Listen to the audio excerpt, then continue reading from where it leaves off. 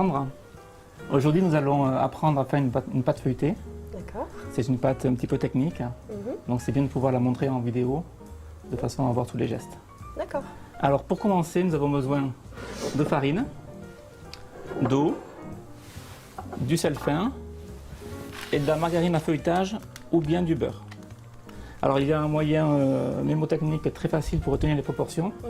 Ici nous avons 500 g de farine, la moitié du poids de farine en eau, donc 250 g d'eau, 2 pincées de sel et les 2 ingrédients additionnés divisés par 2 nous donnera le poids du beurre.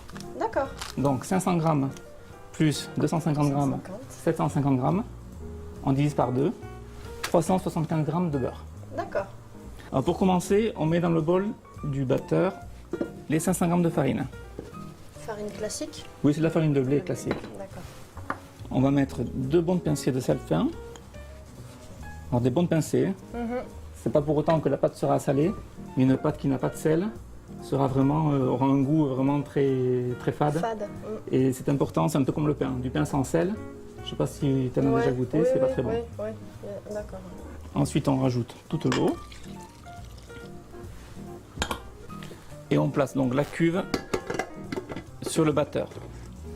Donc ici, j'utilise un batteur classique KitchenAid et j'utilise l'outil crochet qui permet de préparer les pâtes. Alors, ça peut être une pâte, la détrempe de la pâte feuilletée, ça peut être une pâte brisée, ça peut être une pâte à brioche.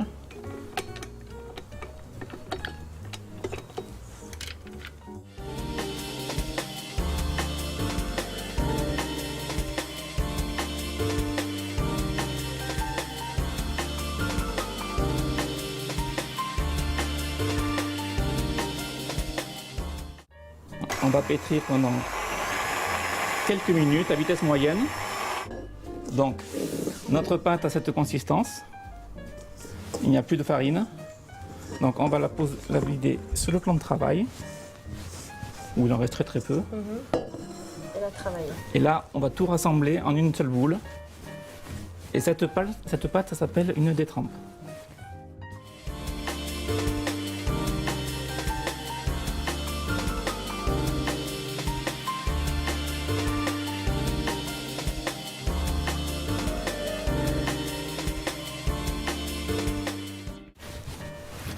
Voilà, donc on forme une boule. Donc c'est une pâte très compacte, c'est normal.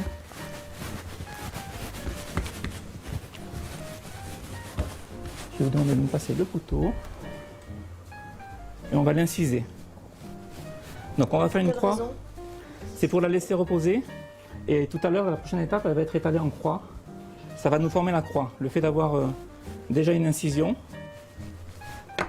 on a le sens dans lequel on va étaler la pâte. Par là et par là. Ça va nous faire la croix. Donc là, on va l'envelopper dans du papier film.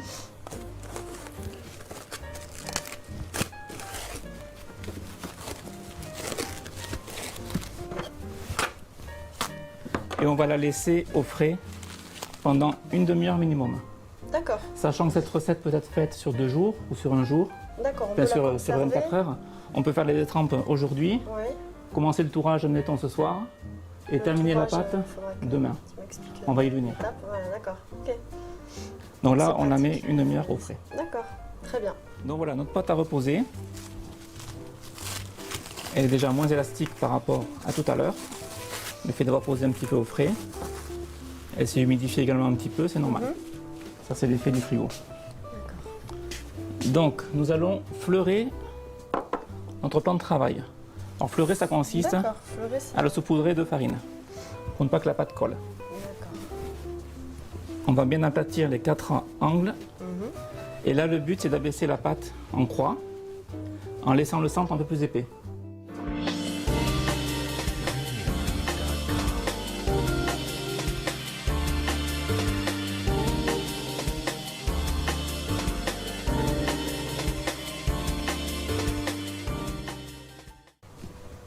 Pour quelle raison? Parce que quand on va mettre le beurre au milieu, on va rabattre les 4 côtés de la pâte et ça va faire 4 épaisseurs. D'accord. Et si on abaisse tout de la même épaisseur, le fond sera beaucoup trop fin. Et on aura un risque que le beurre transperce. D'accord, ok. Donc c'est pour avoir une épaisseur uniforme partout. Donc on farine un petit peu le rouleau également.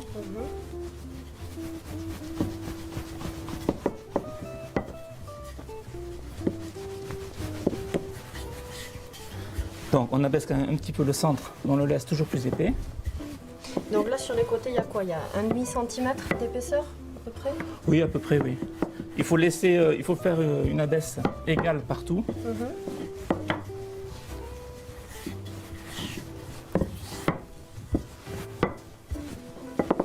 Voilà. D'accord. Ensuite, on prend notre beurre. C'est du beurre? Alors ici, c'est de la margarine à feuilletage, Ouais, ça, c'est une margarine. spécial feuilletage. D'accord. On peut le faire avec du beurre. Ça ne change absolument rien, sachant que le beurre a un pouvoir de fonte plus rapide que la margarine.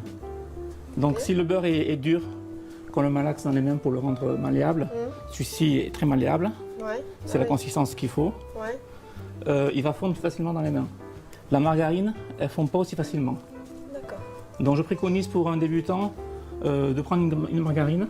La margarine à feuilletage est difficile à trouver dans le commerce. Oui, c'est ça. On peut demander ça à son pâtissier si on le connaît bien. D'accord. Sinon, une margarine à pâtisserie, on en trouve en grande surface. D'accord. Genre Astra ou Ouais. enfin, des margarines autres, mais pas le beurre. Pas du beurre. Et lorsqu'on maîtrise bien la pâte, on peut le faire avec du beurre. La pâte sera meilleure, elle aura le bon goût du beurre. Voilà, c'est ça. Après, c'est une question de goût. Mais pour démarrer, il vaut mieux faire avec ça. Donc on positionne sa margarine au centre. Ah oui, direct. Donc j'insiste, elle est molle. Hein. Ouais.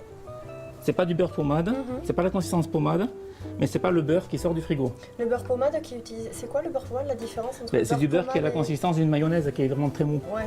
qui n'est pas fondu mais qui est très mou. Et après, on enveloppe donc le beurre en prenant soin de bien couvrir les angles ici, à chaque fois. Il ne faut plus qu'on le voie. D'accord. Ici Faire attention à ce aussi. que ça se déchire pas. Et que ça ne se déchire pas, bien sûr. Ouais. Donc, ne pas hésiter à étirer la pâte pour qu'elle couvre tout le rectangle.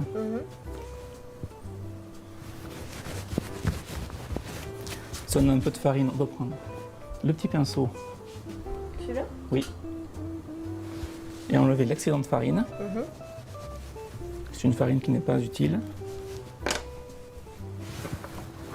Et là, pareil, Bien l'étendre.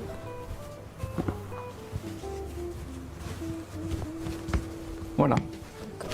Donc notre beurre est emprisonné dans la pâte et nous allons procéder au deux premiers tours. Donc là, on a D'accord. enveloppé le beurre et maintenant, ça va être le tourage. Alors, pour bien le répartir, tapez tout doucement au rouleau de façon à ce qu'il s'étale uniformément. Il faut toujours garder une base carrée. D'accord.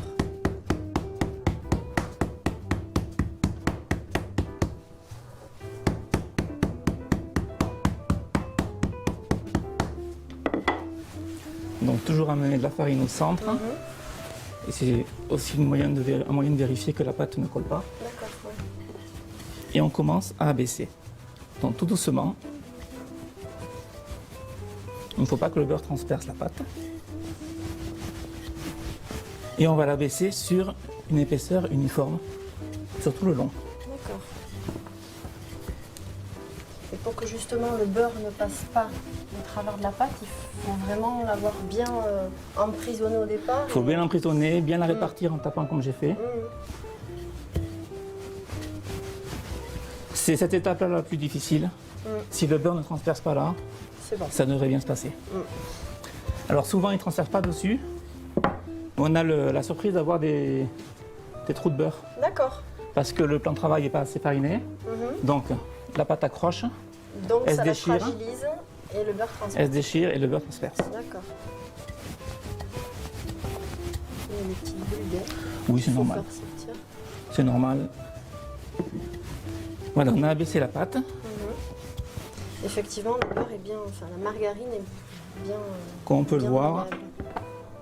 elle n'a pas transpercé. On lui donne un quart de tour.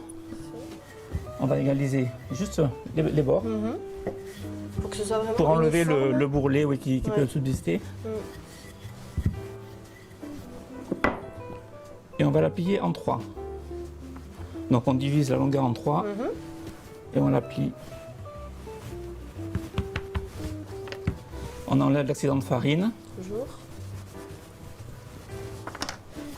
On tapote un petit peu ici, hop, et on fait le pli. Donc toujours côté droit en premier, côté gauche en second. Pourquoi?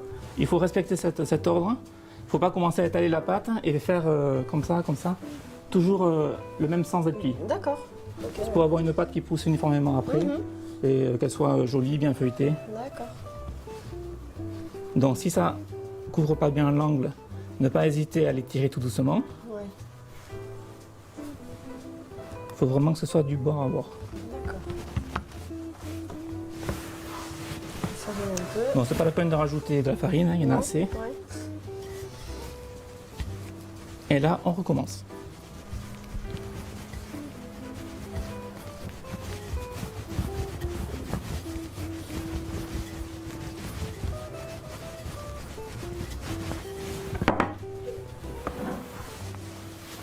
Bon, je vais chercher la farine là où elle est sur le plan de travail.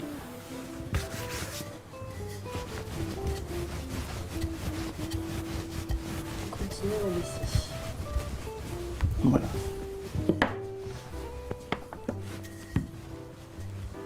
Donc on écrase toujours les bords. Transpercé. Le beurre n'est pas transpercé. On le voit par transparence. Toujours. Et on la plie en trois. Et là, naturellement, les angles restent droits. Il n'y a pas trop besoin de la tirer pour ramener l'angle vraiment dans les coins. Ici, on aplatit un petit peu.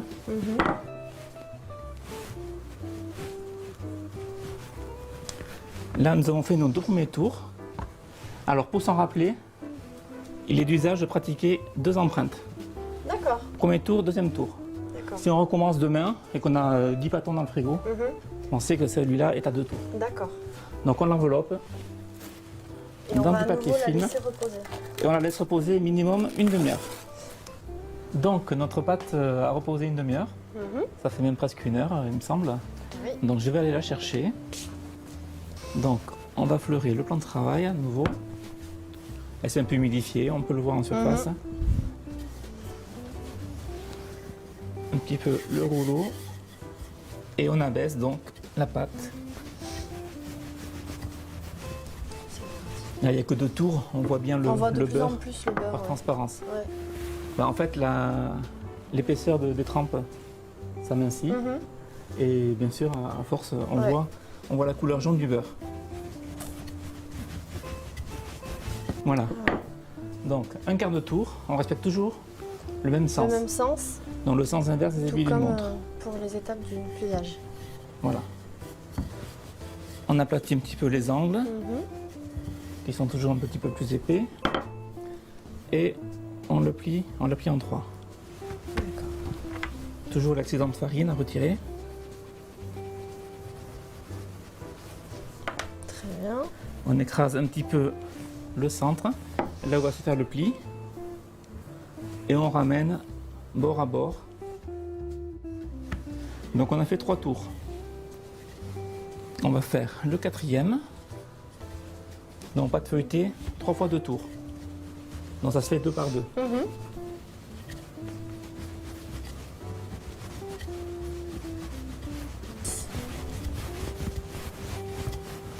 Ça c'est important.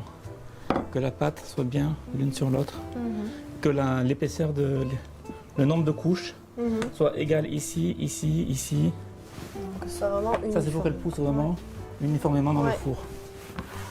Lorsqu'on la mettra à cuire. Donc tu vois, je rajouterai très peu de farine. Hein. Ouais. Ça n'accroche plus. J'ai fleuré une fois. Et je me sers de ce que j'ai sur la table. D'accord.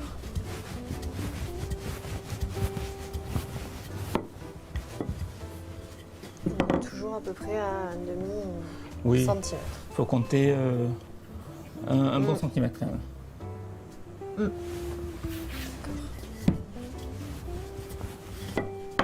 Donc, un quart de tour, Toujours pareil. toujours dans le sens contraire des aiguilles d'une montre. Toujours respecter le sens, c'est important. Ouais. Il n'y a On pas trop l'applique. d'excédent de farine là. Non, c'est très bien. Là, j'ai pas besoin de passer le pinceau.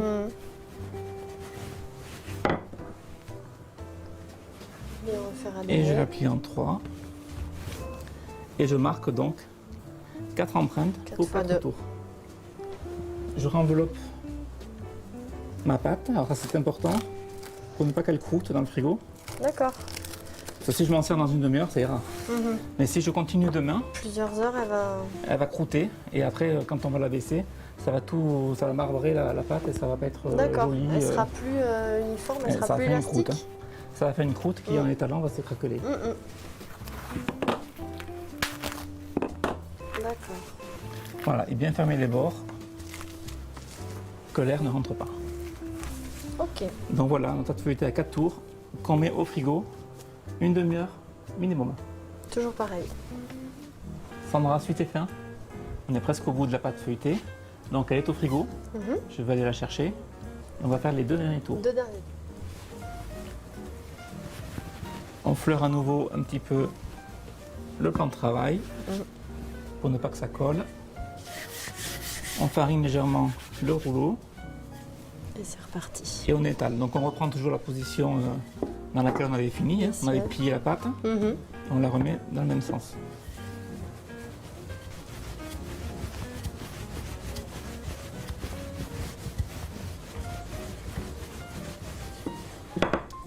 Donc un quart de tour.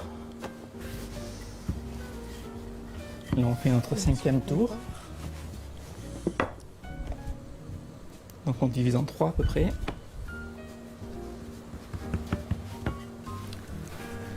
On écrase le centre toujours. C'est pour faciliter le pli en fait. Mhm.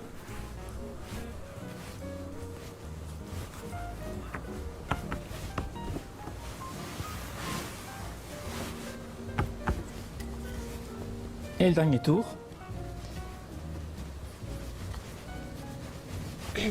J'ai vu dans certaines recettes qu'au départ, dans la boule, on Oui. mettait du beurre.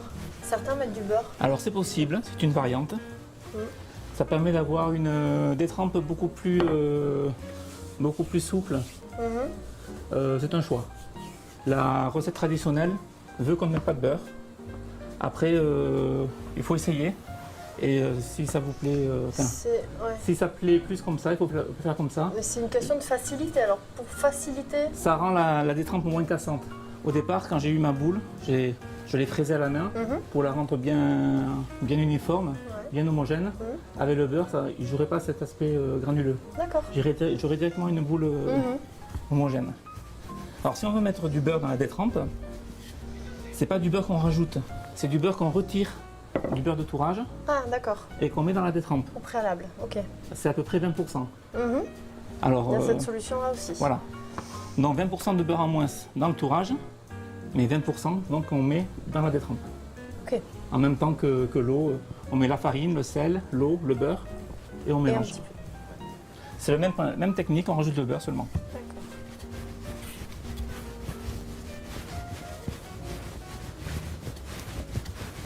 Pour moi, il n'y a pas de résultat différent après cuisson. Mhm. Au C'est niveau plus... du goût, Non, ça va être pareil. ça va être pareil du C'est coup. plus pour une facilité de travail, Mhm. d'avoir une détrempe moins sèche. Mais comme on a amené encore gras, elle va rester souple, mais elle ne sera pas cassante. D'accord. Moi personnellement, je le fais sans beurre.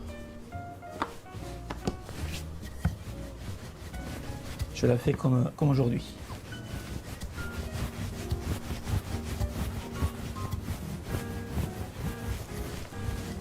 C'est du travail, mais ça vaut le coup. Ah, c'est différent des produits qu'on trouve dans le commerce. Une Ça pâte n'a feuilletée rien à voir. achetée dans le commerce, une pâte feuilletée faite à la maison, ça se remarque de suite. Il n'y a pas photo. D'autant plus si elle est faite avec du beurre. C'est pas le cas aujourd'hui, mais une pâte feuilletée faite au beurre, et une pâte feuilletée achetée dans le commerce, même marquée pur beurre, Ouais, ça Ça n'a n'aura rien à jamais la même texture et la même saveur. déjà dans son pouvoir de pousse au four, Mhm. celle-ci poussera mieux, Ouais. puis le goût. Mm. Voilà. Bon, pour le dernier tour, je m'applique bien.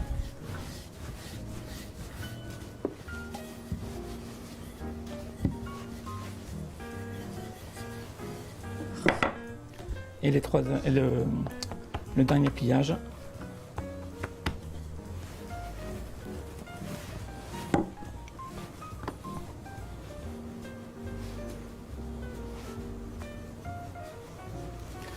bien bord contre bord. C'est toujours pareil, hein, Mhm. mais il faut bien le suivre à chaque étape. Très bien. Et donc là, on a notre Voilà. pâte feuilletée prête à... Et là, bon, si on le fait à la maison, Pour c'est pas travailler. utile. Mais dans le cas où on ferait beaucoup de pâte feuilletée, toujours important s'y de marquer retrouver. là où on en est. Mm. Donc 2, 4, 6. D'accord. Là, on laisse reposer la pâte dans le frigo pendant une demi-heure minimum avant de l'utiliser. Ou alors, c'est mieux de s'en servir demain, D'accord. le Et on lendemain. peut la Qu'elle repose bien au frigo conserver... toute la nuit. D'accord. Et on peut la conserver combien de temps? Alors, elle va se conserver au frigo, bien sûr, toujours emballée dans du papier film pour ne pas qu'elle croûte. 2-3 jours. Au-delà, il vaut mieux éventuellement la portionner et la D'accord. congeler. Ok. La portionner pour ne pas avoir à sortir le morceau entier Mhm. si on en a besoin, pour une tarte, un millefeuille, et la conserver autant que vous voulez au congélateur, D'accord. ou au frigo 3 jours maximum. D'accord. Et bien on va en terminer là. Merci beaucoup. Donc j'espère que maintenant tu arriveras facilement à faire Bah ta oui, pâte feuilletée. j'essaierai. Merci Sandra. Merci Philippe.